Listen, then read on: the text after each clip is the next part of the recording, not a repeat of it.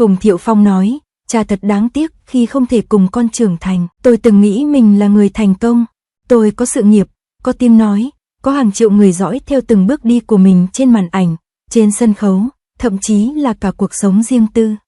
Nhưng đến khi ngồi một mình giữa căn phòng khách rộng lớn, nơi từng có tiếng cười của con vang vọng mỗi sáng, tôi mới nhận ra, tôi đã đánh mất điều quan trọng nhất trong đời, đó là được ở bên con trai mình, từng ngày. 3 năm sau ly hôn, có những buổi sáng tôi mở mắt ra và tưởng chừng nghe thấy tiếng chân nhỏ chạy vụt qua hành lang. Nhưng không, đó chỉ là hồi ức, con không còn ở đây nữa. Con sống với mẹ, một người mẹ tuyệt vời mà tôi luôn nể phục. Nhưng tôi chỉ còn là cái tên, cha, trong giấy tờ. Tôi đã từng có tất cả. Khi con ra đời, tôi đã tự hứa với lòng mình rằng, dù bận rộn đến đâu, tôi cũng sẽ dành thời gian cho con. Tôi nhớ như in khoảnh khắc con lần đầu tiên nắm lấy ngón tay tôi bằng bàn tay nhỏ xíu, mềm mại, yếu ớt mà như có một sợi dây vô hình nối thẳng đến trái tim tôi. Những ngày đầu, tôi cùng vợ khi đó còn là bạn đồng hành của tôi thức khuya chăm con, thay bỉm, pha sữa, du con ngủ. Tôi từng nghĩ gia đình nhỏ ấy sẽ là mãi mãi, nhưng cuộc sống không phải lúc nào cũng như những gì ta dự tính. Giữa ánh đèn sân khấu và sự nổi tiếng, giữa những bộ phim nối tiếp không ngừng, giữa áp lực công việc và khác biệt trong suy nghĩ, tình yêu mỏng manh đã dần phai nhạt. Rồi một ngày, chúng tôi ký vào tờ giấy ly hôn. Ly hôn không chỉ là kết thúc giữa hai người. Tôi đã cố tự an ủi mình rằng ly hôn không phải là dấu chấm hết cho vai trò người cha. Tôi sẽ vẫn có thể gặp con, chăm sóc con, đồng hành cùng con theo cách khác. Nhưng thực tế không dễ như vậy. Con còn quá nhỏ để hiểu vì sao cha không còn ăn tối cùng con, không đưa con đi học, không xuất hiện trong các buổi họp phụ huynh, không chụp hình gia đình dịp Tết. Có lần gọi video với con, tôi nghe con nói, cha ơi, hôm nay con được mẹ đưa đi sở thú. Con thấy hổ, con thấy hươu, ước gì cha đi cùng. Tôi bật cười, nhưng sau đó, nước mắt chảy ra lúc nào không hay. Những ngày cha chỉ dõi theo con từ xa, tôi không dám đăng ảnh con lên mạng xã hội. Tôi sợ con bị soi mói. Tôi cũng không muốn người khác dùng con như cái cớ để nhắc lại cuộc ly hôn của chúng tôi. Thay vào đó, tôi lặng lẽ nhờ trợ lý gửi hình con mỗi tuần. Khi thấy con tập vẽ, học chữ, lần đầu chơi piano, tôi mỉm cười một mình. Có lần con bị sốt, tôi không thể chạy đến ngay được. Tôi ngồi trong phòng, bóp chặt điện thoại, chờ từng tin nhắn cập nhật của mẹ con. Cảm giác bất lực đó, không ai hiểu được. Tôi, một người đàn ông có thể vào vai tổng tài lạnh lùng, có thể chinh phục mọi khán giả trên phim trường, lại bất lực trước chính mong muốn đơn giản nhất, được cùng con lớn lên. Tôi tiếc vì không thể cùng con trưởng thành. Người ta nói, con cái là sự tiếp nối cuộc đời của cha mẹ. Nhưng với tôi, con là cả một thiên hà thu nhỏ, là nơi duy nhất khiến tôi muốn sống chậm lại, bớt hào nhoáng đi, và sống thật với bản thân. Tôi từng bỏ lỡ khoảnh khắc con tập nói, bỏ lỡ lần đầu con đi học mẫu giáo, bỏ lỡ sinh nhật tuổi lên 3. Tôi từng có thể diễn hàng trăm vai người cha trên phim nhưng lại thất bại khi làm cha thật ngoài đời. Tôi vẫn nhớ lần cuối cùng hai cha con cùng ăn kem trên ghế đá công viên. Con nói, cha ơi, sau này con lớn, con sẽ mua nhà to cho cha ở, được không? Tôi mỉm cười, gật đầu, nhưng tim thì thắt lại.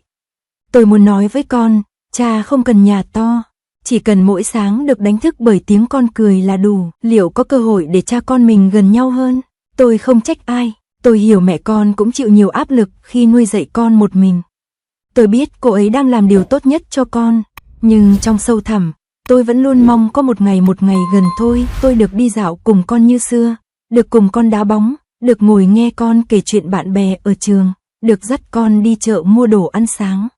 Tôi không cần truyền thông biết, tôi không cần mạng xã hội tung hô, tôi chỉ cần làm cha, một người cha bình thường trong mắt con.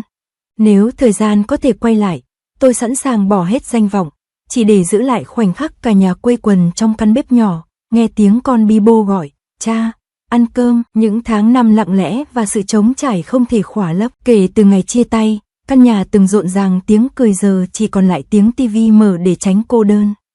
Anh người từng đứng trên ánh đèn sân khấu, giờ lại thấy mình nhỏ bé và mơ hồ trước tiếng gọi của một đứa trẻ. Có lần, khi nhìn thấy một ông bố bế con đi dạo trong công viên, anh lặng người nhìn theo, tự hỏi, giờ này con mình đang làm gì? Có vui không? Có nhớ bố không? Không ai hiểu được cảm giác đó trừ những người đã từng mất đi quyền gần gũi con cái. Không phải vì từ bỏ, mà vì hoàn cảnh buộc phải bước lùi. Mỗi lần xem lại những đoạn clip cũ nơi cậu bé mới chập chững gọi, bố ơi, bằng chất giọng bi bô, trái tim anh như bị siết chặt.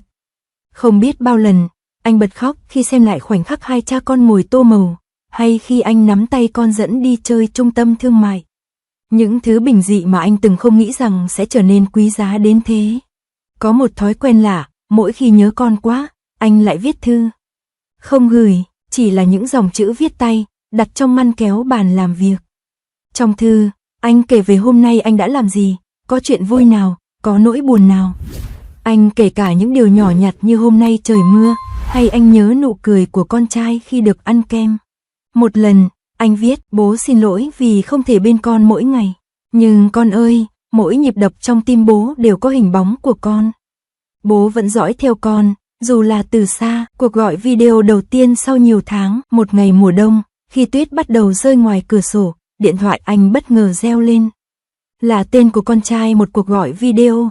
Tim anh như ngừng đập một giây, màn hình hiện lên khuôn mặt cậu bé, giờ đã lớn hơn một chút, giọng nói rõ ràng hơn.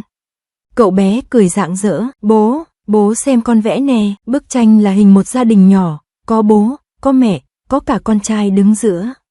Dưới tranh là dòng chữ nguệch ngoạc, gia đình là nơi có tình yêu. Anh cố kìm nước mắt, không muốn để con thấy mình yếu lòng. Nhưng chính khoảnh khắc ấy, anh nhận ra, dù không thể ở cạnh con mỗi ngày, tình cảm vẫn có thể được giữ gìn chỉ cần anh không buông bỏ.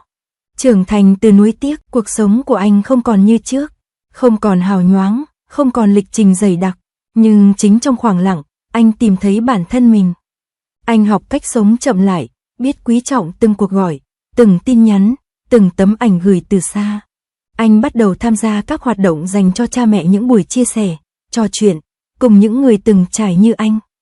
Từ một người nổi tiếng sống khép kín, anh trở thành một người đàn ông trầm lặng, chín chắn, và luôn nhắc đến con trai với ánh mắt dịu dàng nhất.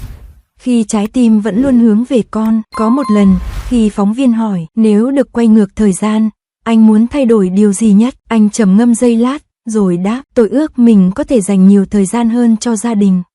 Có thể lúc đó tôi quá mải mê với sự nghiệp, còn giờ, tôi chỉ mong mình vẫn còn cơ hội được nhìn con lớn lên, dù chỉ là từ xa. Anh không trách cuộc đời, cũng chẳng trách ai, vì anh hiểu có những điều đến, rồi đi không nằm trong tầm kiểm soát. Nhưng tình cha thì không bao giờ mất, một người cha và những giấc mơ không bao giờ tắt. Trong phòng làm việc của anh, có một bức tranh treo ở góc tường. Là bức vẽ đầu tiên của con trai nguệch ngoạc nhưng tràn đầy yêu thương. Anh giữ nó như báu vật, mỗi ngày trước khi ra khỏi nhà, anh đều nhìn nó và mỉm cười. Vì anh tin một ngày nào đó, dù muộn hai cha con sẽ cùng ngồi lại, kể cho nhau nghe những năm tháng đã lỡ. Khi đó, anh sẽ ôm con vào lòng, nói, bố xin lỗi vì không thể đồng hành cùng con lớn lên từng ngày. Nhưng bố chưa bao giờ rời xa con, chưa bao giờ.